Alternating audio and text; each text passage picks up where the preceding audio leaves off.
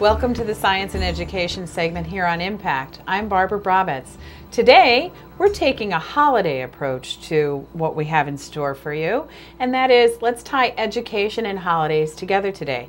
My guest, Marni Gillard, welcome to the show. Thanks, Barbara. You have both an education and kind of that family connection all wrapped into one. Can you tell us a little bit of our background of first the education, kind of the boring story? Well, it's even the education part's not boring. I grew up in a family of teachers. My grandmother was a woman who ran a one-room schoolhouse in the area of Fulton, New York. I think it might have been one of the smaller towns outside Fulton. Out by Oswego. Out by Oswego, yeah, not Oswego County. And then, as much as I thought I'd grow up to be a famous actress, my mother said, take those education courses just to be, you know, have something to fall back on. Your life's not over, Marni, you never know. Well, I did teach for 20 years in the Niskayuna schools, and I loved it. I loved it. But not so much theater, but performance in general was drawing me. And when I met the community of storytellers in the Capital District, I just thought, this is the art form I've been waiting for all my life, because I can be my own director and my own chooser of material, and I do lots of stories. And I actually made a tape of family stories, because my family and some of the experiences I had as a young person, I really wanted to share so that children could see they too have stories to share. I get them telling stories, and at first they're, well, I don't have any stories, you know, as if nothing important happened to me. But when they hear me tell about my first high dive, or the first time I got paid some money, $5, then their imaginations open up and they see, oh, I have a story like that. And that's the beginning of their telling stories. And it's interesting because storytelling, we use it as a tool as educators all the time in the classroom, because otherwise you just hand a kid a book and say, go learn it. Right. But storytelling really brings it home and makes it personal. And if you can strike that personal chord in a person, then it makes that process of learning all the more fulfilling, both for them and for the teacher. Good science teachers, good history teachers, they know that's the hook, because then it becomes real.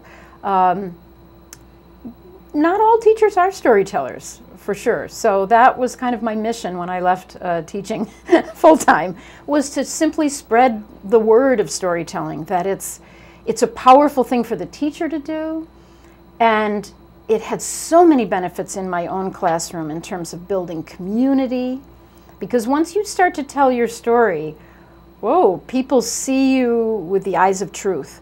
It's not like the clique thing anymore of, oh, well, we're this and you're that. Suddenly there's a oneness, and even in a middle school where cliques are strong, something about the power of storytelling and writing our stories and sharing our love of reading stories, all of that got connected in my classroom. And then in a way it kicked me out of teaching, because I really wanted to spread that word to other teachers. Well, let's talk literally about how you've spread the word. We have right here your book, which is Storyteller, Story Teacher, Discovering the Power of Storytelling for Teaching and Living. And that kind of brings that connection forward of how you can teach through storytelling. It does. I originally started writing the book with just the idea of describing what was happening in my classroom, how it changed the language arts, that was the area that I was in. But as I got writing and worked with an editor, she said, but how did this get started with you? And so it kind of took me back on a journey into my own childhood of how my mother would recite funny poems for us, and we could see a whole new side of her, because she was very, you know, no nonsense kind of mom. 6 kids in a big Irish Catholic family, and yet she had that imaginative part of her, and she told us stories and read us stories in a way that a lot of stories got planted in me, and I realized I had a whole repertoire of stories that I didn't even remember that I had until I began to look back. Well, let's talk about, you left your first career teaching. I did leave teaching in '91.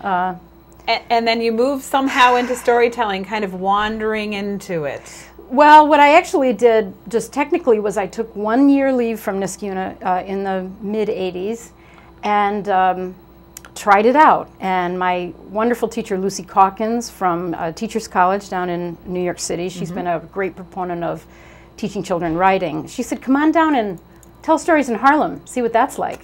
And I got to go to a lot of schools, and then the kids were telling me stories of Anansi and all kinds of stories from Africa and the Caribbean islands, and it brought me into this world that story is so universal, and we can all meet there in that place of story.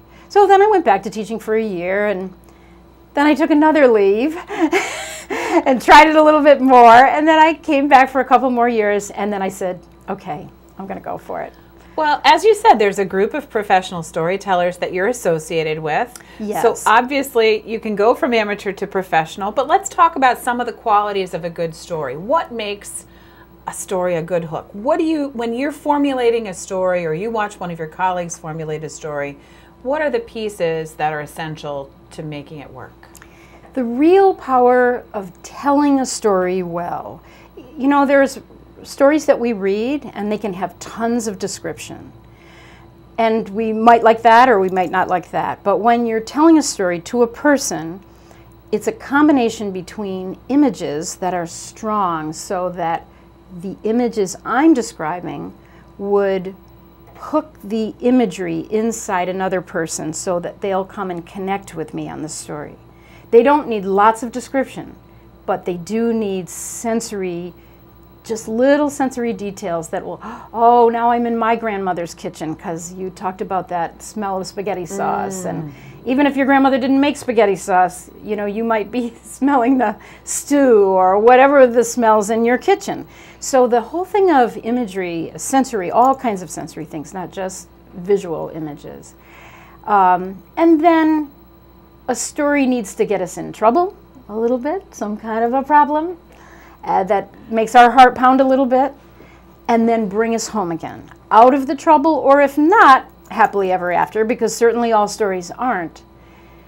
Something that helps us leave the story with a sense of, I know where I'm going to go next, or I'm going to let this story work on me, or something like that. Interesting.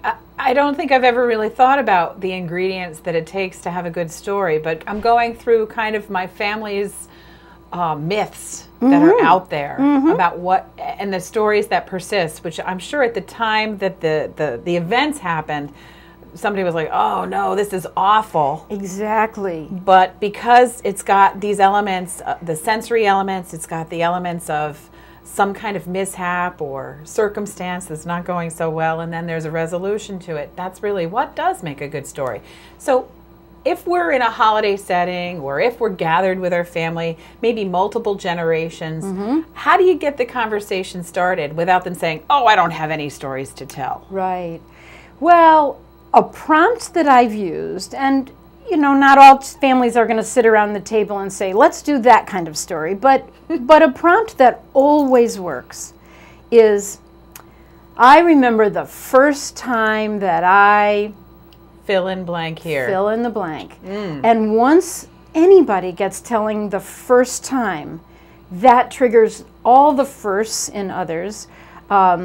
I've recorded these life stories of my childhood, and the very first one on the CD is called My First High Dive. And I can tell that to little kids, to seniors in high school, to old people, and everybody goes to, oh, taking a leap off a diving board or off a hill or doing something that was kind of scary and maybe chickening out or maybe going for it, maybe getting hurt, but it's a story. Now it's a memory because it got stuck there in our memory usually in a positive way once we're past it. Oh, let's hope so. Let's hope your high dive didn't go badly. Actually, your CD is right here, Without a Splash, Diving into Childhood Memories. How would someone either get your book or get your CD of stories if they wanted to kind of see how storytelling can craft a message and make that connection? Well, to get my CD or my book would be just contact me through my website, which is marnigillard.com, and that's M-A-R-N-I, Marni Gillard. And in the Capital District, we also have a very strong connection with Proctors, the Story Circle at Proctors.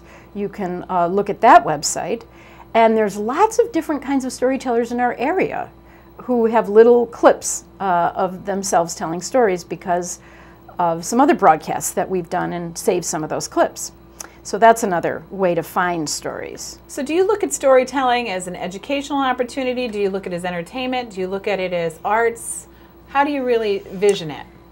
Well, there is a strong educator in me. Certainly storytelling is an entertainment activity. And on November 4th, although I'm not sure this will air before then, right here at Proctors we're having the Telebration, which is an annual event of storytelling all over the world. It doesn't happen on the exact same moment all over the world, but in the month of November, from Japan, to America. I'm not sure if they're happening in South America, I don't know, but I know they're happening way up near Alaska and Canada. You can go to a Telebration. If you Google Telebration, you'll find that out. And it's a series of people telling all different kinds of stories just to encourage people in all walks of life that storytelling is a living art. It's something that's alive today. It's not just in the past. So another question for you. If you're sitting with, say, 2 generations older than you, your grandmother, your grandfather, and you don't want to ask tell me the first time when you broke the law, for example. Oh, sure. Let's try to explore family lore a little bit more. What kind of questions could we ask? What kind of discussions could we have? There's such a great resource that's only going to be on this planet for a short amount of time. Oh, it's and those stories, so true. You don't want to lose them. It's so true. I wish as a little girl that I'd thought to even picture my grandmother as a young woman. I didn't. I heard only later in life that she was this teacher in a one-room schoolhouse, and I thought, how I wish that I had known that. She talked, and we lived in her house, but she was more, much like my mother, kind of running things, Making that spaghetti sauce. Exactly. They weren't talking about their lives. I think really a lot of people grow up learning, well, I shouldn't talk about my life, that there was something about that's bragging about yourself. But it's really become an art that I love, and I love drawing stories out of people. So you can ask a question, Grandma, what was your favorite game you played when you were young? Or do you remember the first time you ever stayed overnight at somebody else's house besides your house? Did you do that? Because today kids have sleepovers, but that wasn't necessarily a common thing. You might have slept at a cousin's or visited somebody like that. Any little question that's going to take people into the specifics of their lives.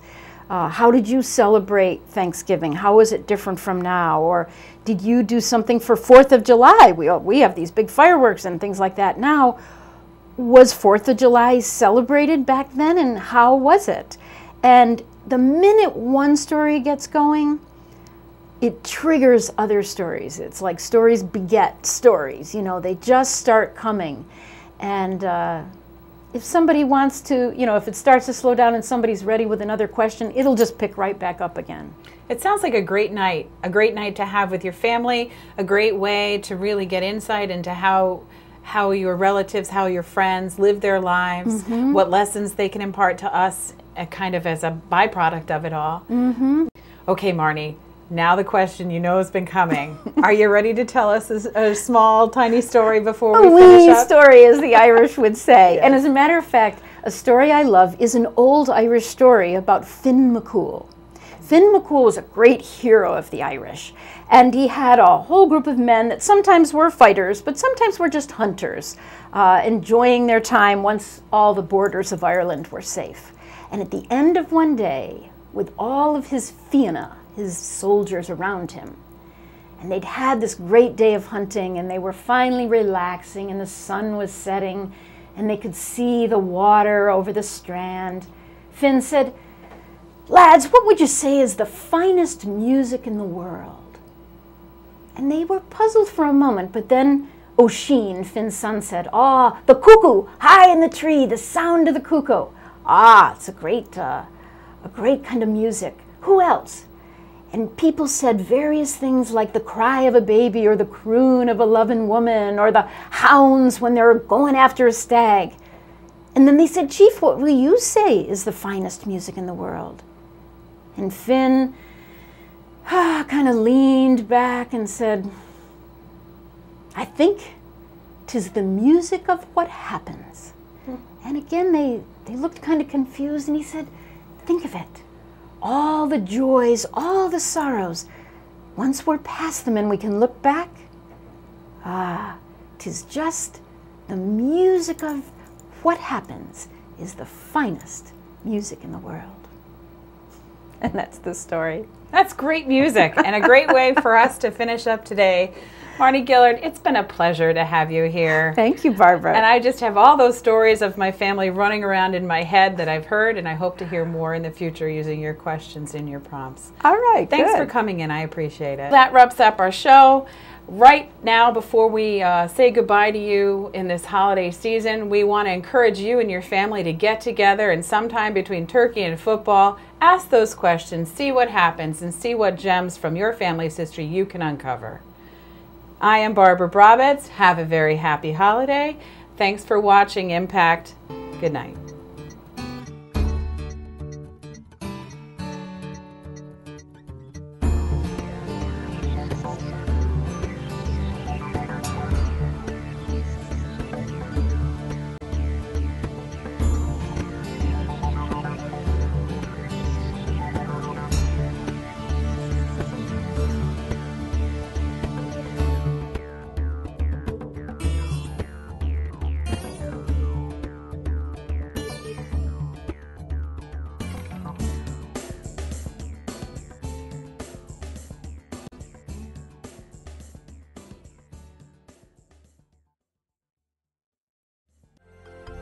Proctors, bringing the best in arts, education, and entertainment.